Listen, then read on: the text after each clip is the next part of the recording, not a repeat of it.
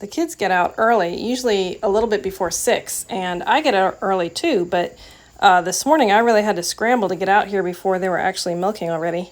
So this is one of our cows.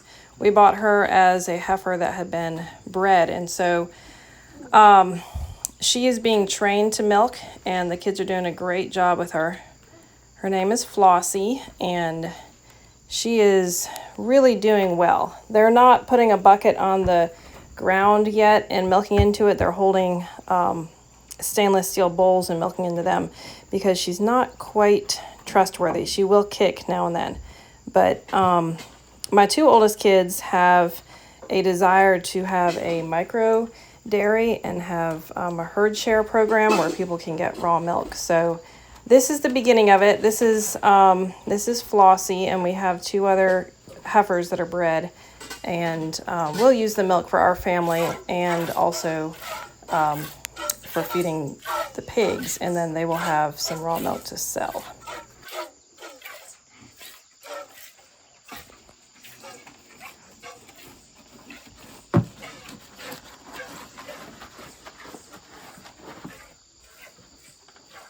It's about 6 in the morning, and the older kids are milking our cow Flossie, and the middle kids are about to bring our herd of goats down from the cutover field where we've put them during this drought because our pastures have turned brown. So we fenced in part of the cutover, and that's where the goats have been. Our middle girls milk all the goats morning and evening.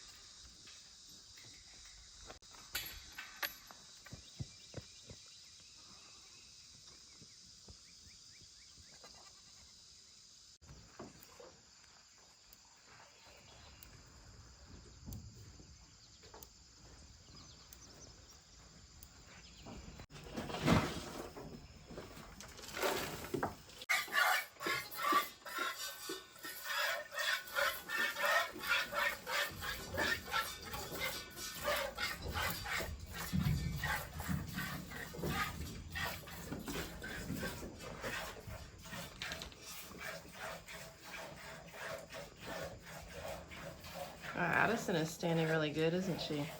Yeah. Girl Addison.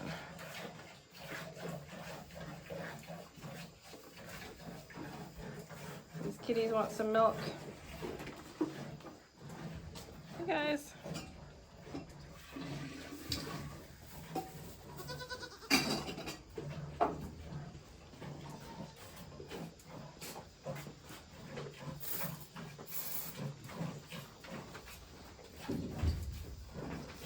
I'm gonna open this, Ava. Who's coming up next? All right. No, Ginger. Okay. Back down.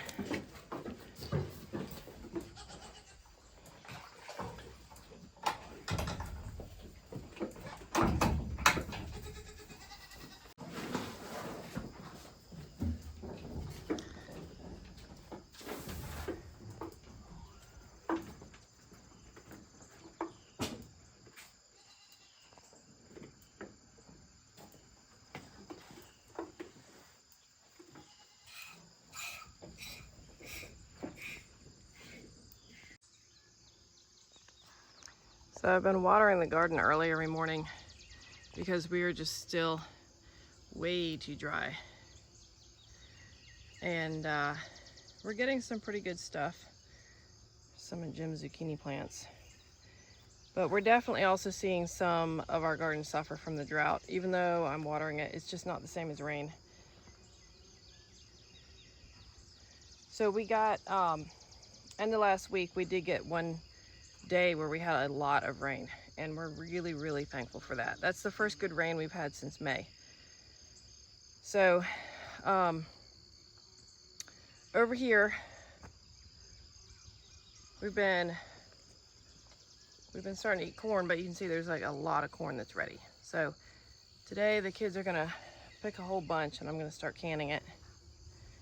And last year we got a real good crop of corn. We actually still have some of it left. We haven't even used it all. So I'm hopeful that this year we also get a lot. I watered this and it's growing in good soil. So the ears that we have eaten, I think they've had some worms on them, but the worm damage wasn't bad and they were nice full big ears. So I'm hoping that we get a lot. And tell you what, it's just hot and humid. It is not even cooling down at night right now, and it is thick as pea soup out here with the humidity. So it is just that time of year. But we do need some more rain. We're praying for it. There's a chance of it again this weekend. So these peas right here, they still look really huge. But we don't really like did I say peas? I meant beans, these beans. It's a variety that we did not mean to plant. I don't know how this happened. So we have I don't know if they sent us the wrong thing or what, but so we have some in here. We'll pull these off and eat them. But then we've got some that are flat, like this. A whole bunch are like this. And I don't like those. We don't like those. A whole bunch of these. And our cow pastures are almost nothing. And we need to fence in some cutover for the cows, and it's not something we've been able to do yet. I haven't been able to buy fencing yet, though I plan to soon, but it's not something we've been able to do yet. So we are cutting trees for the cows daily, but we're gonna pull up these beans, and the kids I think are gonna pull about half this morning, and they'll pull off all the beans that we want and leave the rest on there for the cows, and they'll eat the plants too. And then as we harvest the corn over there, we'll take the corn stalks to the cows. Normally all this goes to the pigs, but the pigs are in cutover. We just moved them to a different field, and so they're fine. And we buy grain for them. But the cows, they're not getting enough. Their pastures they're beat from this drought we're in. So we have each of these rows is double planted. So when I say a row, it's double planted. And so 2 rows here that are double planted. Look how big the leaves are on these. This is jade, and these are the kind of beans that I like. Look how healthy they look. And they're getting ready to bloom. Not blooming yet, but they're really, really close because we plant, we succession plant. So these will come in soon. This is the new row here, and these are the ones that we just started picking off of. This is where the peas had been, if you've seen other videos. These are also jade. All of this younger stuff is jade. And the row that we're pulling for the cows is seed that we had left over from last year that I really think we used a different seed company, and I think they may have sent us the wrong seed because they're vining. They're vining up, and that's not the kind of bush beans I prefer. So I would not have bought that on purpose. But anyway, we're thankful that we do have some stuff in the garden that the animals can eat, because we're struggling here with the drought. So in fact, I'll show you my blackberries real quick. You can see this dirt is so dry, and I keep watering. It's around 100 degrees every day, and it's just dry.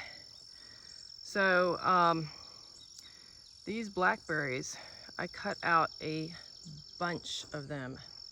I mean, this was super duper thick. And I just cut out yesterday, and we cleaned it up because we lost, I mean, I think we lost more than half our crop because there's just not wet enough. Even with the watering, it's just not. I think I should have taken the nozzle off the hose and just let the hose run out on this. We have a section of our garden with really weird soil, and it just dries out really fast. This is what everything looked like the berries just dried up. Well, not everything. We did get, I don't know, maybe 40% of our crop or something like that, and which was a lot. I was surprised. I mean, we would have gotten a bumper crop for a crop this size. Okay, there go the girls taking the goats on back to pasture over there.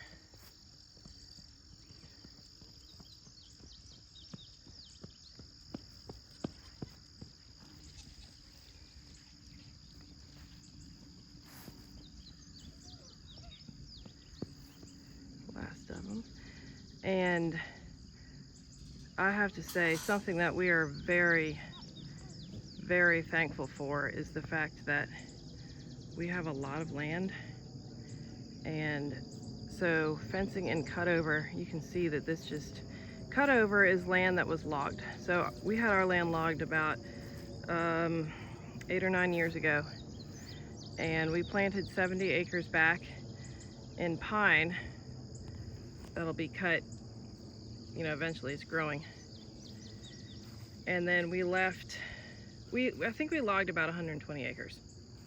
So that's not everything. We logged a good bit of our land, but not everything. And what we did not plant back in pine, we have let just grow up naturally. And it is thick. It is real thick. So all around our fields, we have cutover that is growing up naturally. And then beyond the cutover, on the outside of our property all around, on I guess on two sides, we have the planted pine. So that is a huge blessing because we can just get more fencing and fence in the young trees and the cutover for the goats. And then we're fixing to do that on some of our land way in the back for the cows.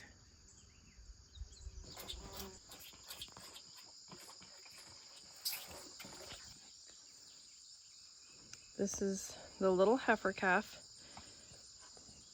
We named her Liberty. She was born right after the 4th of July. Hey, girl. Hey.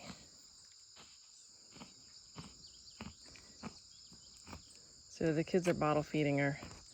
And they gave her a bottle, and Libra just went to get some more milk for her. Hey, she's so pretty. We've had calves here before because we used to raise Dexters, which are a heritage beef breed, but they were not all friendly like these. This little girl. This is our first dairy calf born here. So, and the kids are, they're gonna halter train her. Hey, it's hard to get your pretty coloring because you just want to keep coming up. She's so pretty. I like the Guernseys. I think they had nice colors on them.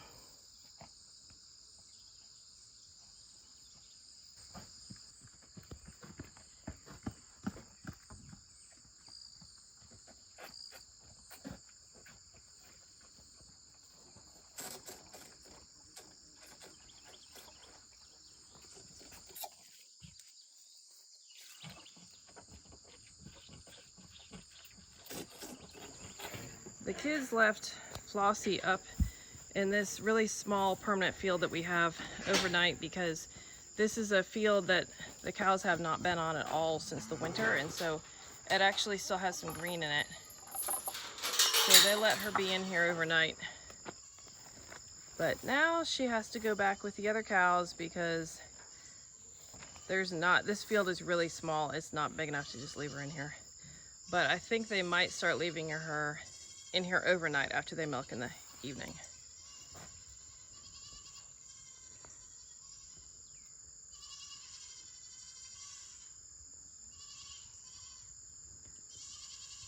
There are goats on the other side, some little babies that are being taught to stay in the fence over there.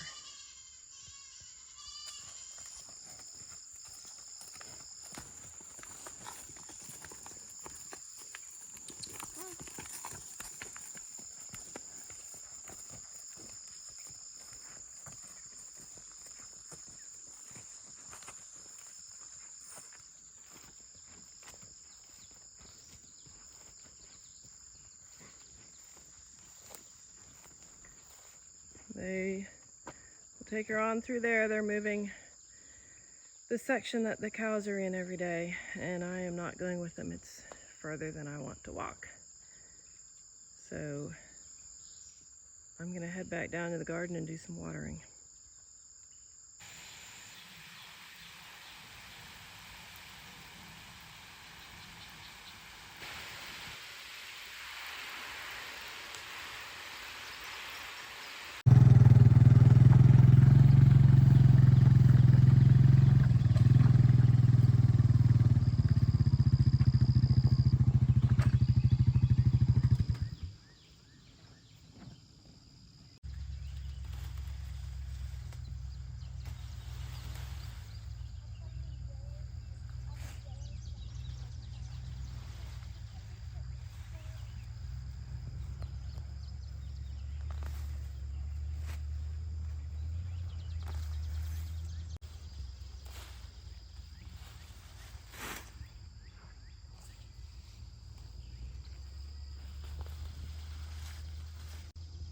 Then we can get the weeds out of there too.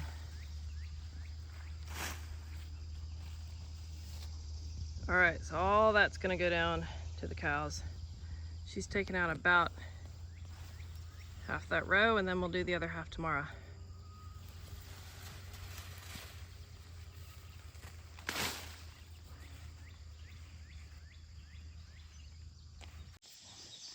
They'll make a pile down yonder here.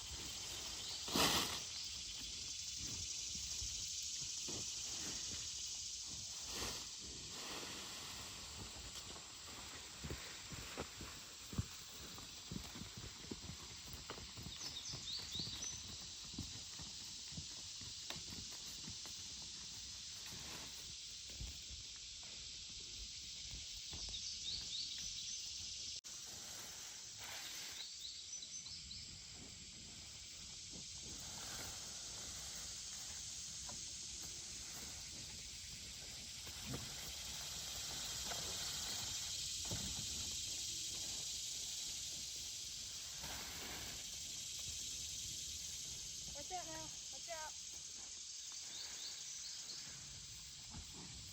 Now, come on. Marcy's the only one who's got me down.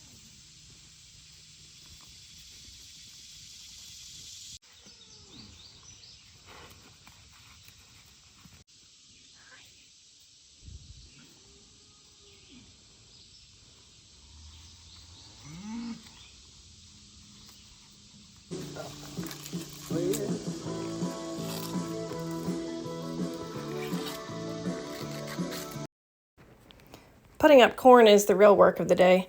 Taking care of the animals and watering the garden are just chores. But what we are doing today is putting up some corn. We ended up canning 2 canners full, which is 14 jars. And that is not a huge amount for one day. We were done by lunchtime. Well, the canner's still running. It's after lunch now and the canner's still running. But that's a real easy amount for us to put up, and it's just part of our corn patch. So we'll go back in tomorrow morning and we'll pull some more out. And I'm thinking we'll probably be done with our corn in about 2 weeks. We're not going to can for that long, but we'll be eating it fresh and probably have all the plants pulled out in about 2 weeks in the area we planted.